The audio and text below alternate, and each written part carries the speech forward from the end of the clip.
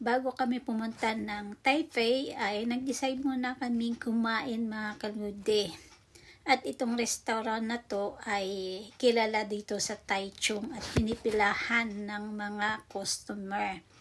Ang kanilang food ay fried chicken, saka pork. Yan. Then, dalawa pa lang kami dito na customer pero kailangan maaga dahil sobrang daming taong nakapila. Ito naman mga kalude ay sa Taipei na. Pupunta kami dyan sa night market at mag-iikot-ikot. Ayan, tatawid kami dyan sa tawiran. Waiting. Ayan na mga kalude. Pasyal-pasyal muna kami. Ikot-ikot bago kami umalis at bumalik ng Japan. Mga 2 araw lang naman kami dito sa Taipei.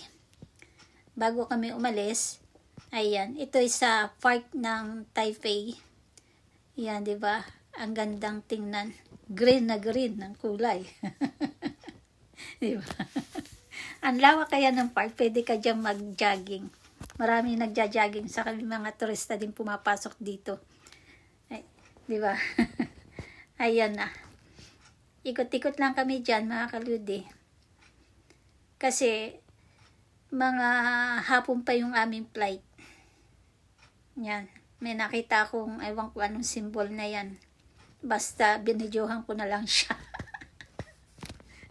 Pero masarap dito maglakad-lakad. Malawak yung pinakang park niya. Sobrang init kaya mga kaludi, parang Pilipinas din. Ito naman, memorial mga kaludi. Maraming mga turista din pumupunta dito. Di ba? Naglakad-lakad kami dyan. Sobrang init na. Katirikan na ng araw. Ayan, may nagbabike. Mga turista nagpipicture. Yung iba nakaupo. Kami papasok pa lang. Kami nandito na sa pinakantak. Kitang-kita mo na mga kaganda yung memorial. May mga taong nasa hagdanan.